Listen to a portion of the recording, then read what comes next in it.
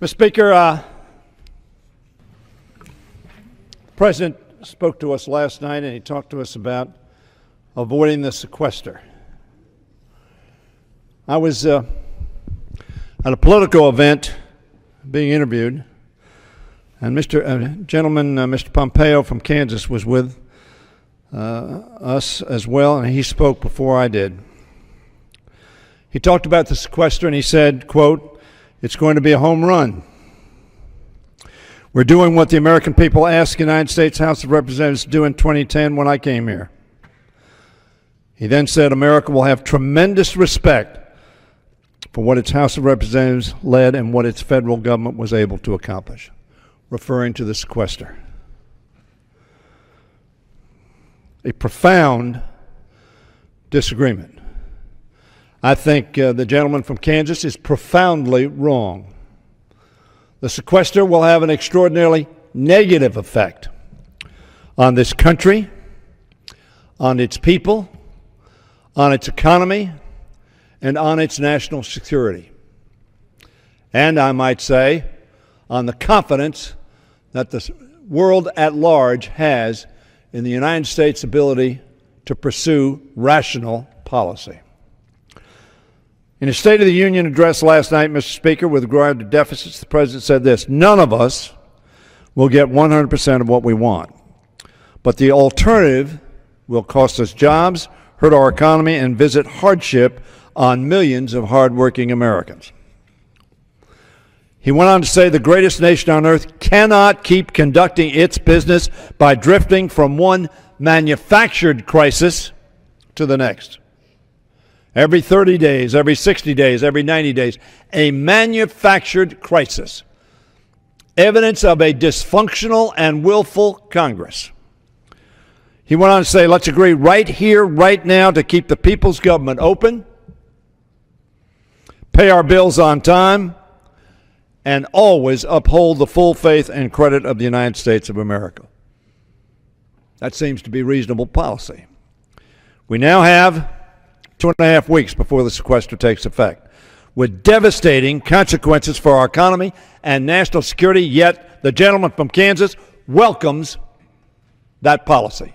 In fact, the Republican leadership of this House has not put a single bill on the floor in this Congress that would have any impact on avoiding the sequester.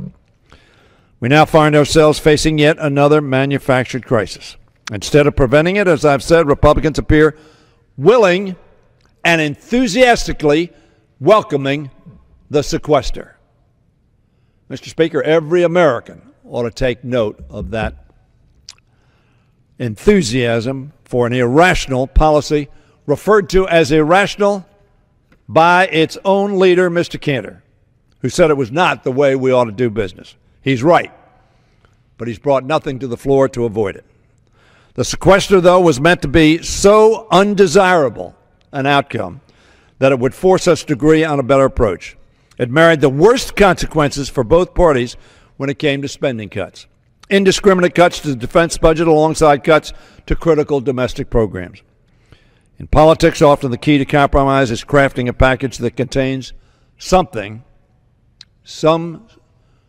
provisions that everyone can love, although everyone will not love every provision. Here, Congress took the opposite approach and included something everyone could despise.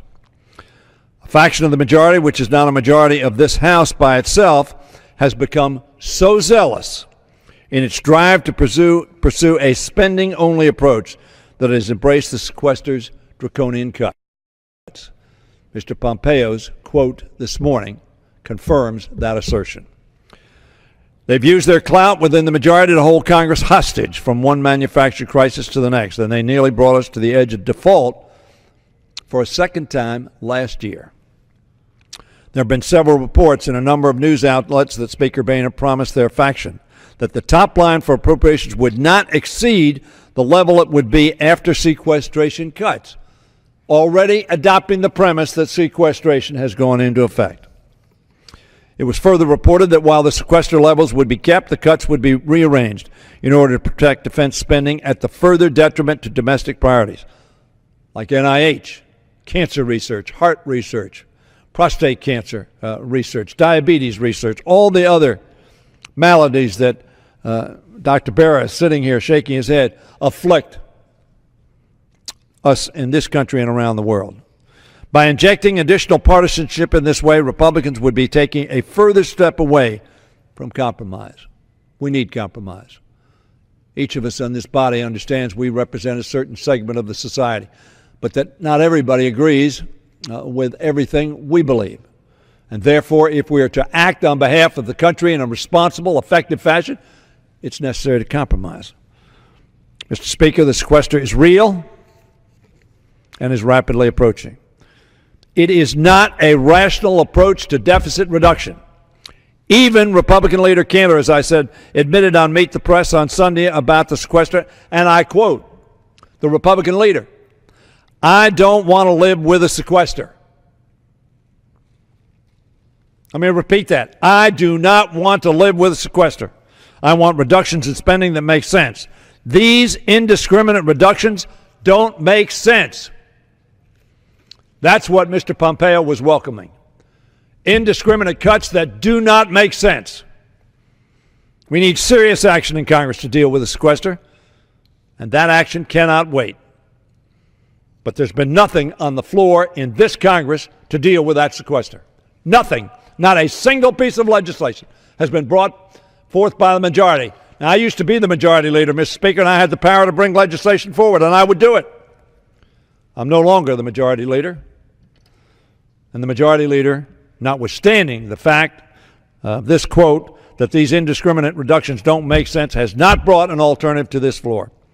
Democrats are ready to make tough choices, and we're ready to work with Republicans to do what is necessary to solve this problem of our deficits in a balanced way. We must reduce spending, but we also need to raise revenues.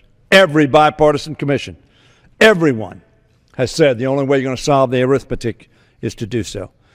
Mr. Speaker, I'm going to yield back the balance of my time so that my colleagues have an opportunity to say their piece. But I lament the fact that we're going home next week. We ought to be here working to avoid what the Speaker says is an irrational, the majority leader, and indiscriminate cuts that are not the way to do business. Yet we rush headlong to do that. I hope the Senate acts.